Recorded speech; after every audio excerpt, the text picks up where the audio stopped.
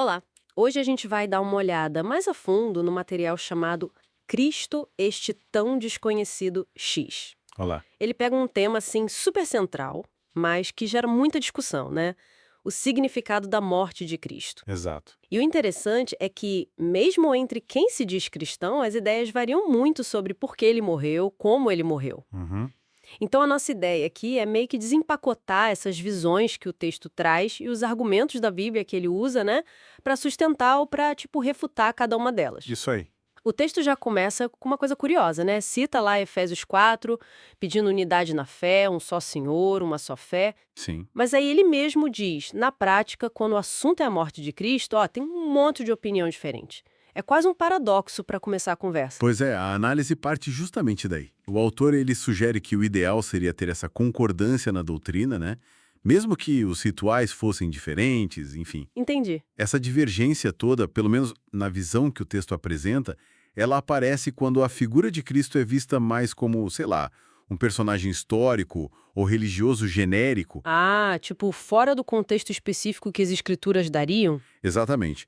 Menos pela ótica que o próprio texto considera, assim, fundamental, que vem das escrituras. Faz sentido. Bom, uma das primeiras ideias que o material já chega rebatendo é a de Jesus como só mais um mártir. Ah, sim. Essa é comum. Tipo, alguém que morreu porque desafiou o sistema religioso, o sistema político da época, o que o texto chama de legalismo judaico, né? Aquela coisa das leis super rígidas que ele criticava. E os interesses de Roma também, claro. Isso, uma visão meio heróica, né? Mas que o texto vai dizer que, tá incompleta. Exato. Para contrapor essa ideia, o autor vai direto na fonte, nas escrituras.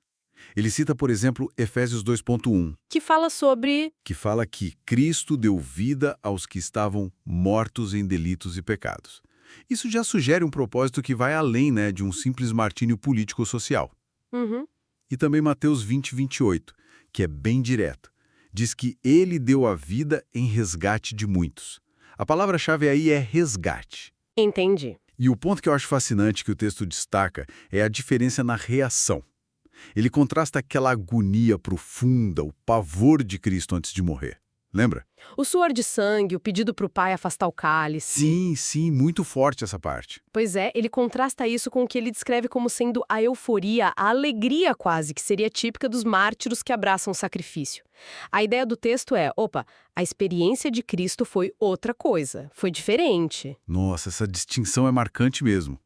E, bom, o material também fala de outra interpretação, aquela de que a morte foi, sei lá, um acidente de percurso. Ah, essa. Tipo, os inimigos eram mais fortes, mais numerosos e acabaram vencendo. Deu ruim pra ele, basicamente. Essa tese o autor considera, assim, absurda mesmo. E ele refuta usando os relatos bíblicos como base, né? Que exemplos ele usa? Ele traz, por exemplo, a cena lá da prisão no Getsêmani. Lembra que João 18 fala que os soldados recuaram e caíram só com a declaração dele? Ah, quando ele diz, sou eu. Isso. O texto usa isso para argumentar, tipo, ele tinha poder ali para resistir se quisesse. Não era a falta de força. Faz sentido o argumento. E tem também a própria fala de Jesus em Mateus 26, dizendo que ele podia pedir legiões de anjos para o Pai. Verdade, tem essa passagem. Então, a conclusão que o texto apresenta é clara. Não foi acidente, não foi uma imposição que ele não pôde evitar, foi uma entrega voluntária. E aí ele reforça com o João 10, 17 e 18, né? Que diz. Ninguém me tira de minha vida, mas eu de mim mesmo a dou. Quer dizer, mais direto impossível. Entendido. O raciocínio do texto aqui é usar essas passagens para mostrar que houve um controle, uma voluntariedade da parte de Cristo. E quanto àquela visão dele morrendo principalmente para ser um exemplo, tipo ensinar humildade, resignação diante do sofrimento. Então, o autor reconhece, sim, que esses elementos, humildade, submissão, estavam presentes. Claro que estavam. Mas ele argumenta que essa não foi a razão fundamental da morte, o porquê principal.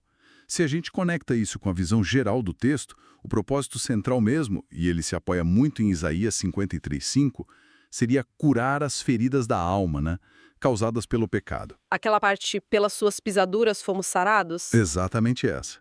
A morte é apresentada ali como um sacrifício vicário. Vicário, o que seria isso exatamente? Vicário significa que é em lugar de outro, em substituição. Então, um sacrifício substitutivo, beneficiando pessoas que, na ótica do texto, seriam absolutamente indignas. Indignas, pesado.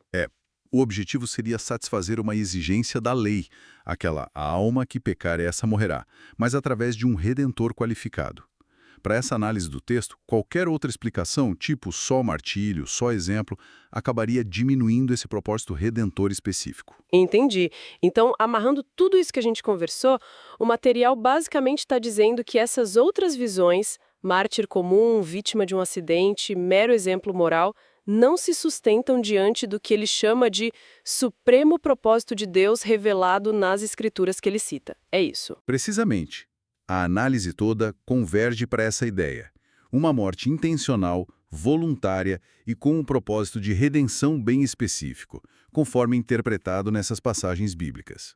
Um propósito que beneficia a outros. Isso, que beneficia outros que, na visão do texto, não teriam mérito por si mesmos, e que cumpriria uma exigência divina. A conclusão do texto reafirma a glória que seria devida a Cristo por esse ato, que ele vê como único, sacrificial. Fica claro o argumento central do texto. E sabe, com base nessa análise toda fica uma reflexão, né?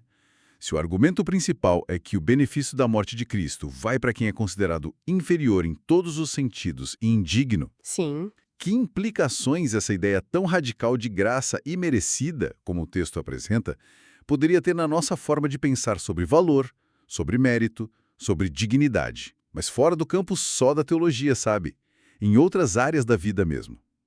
Fica aí para a gente pensar.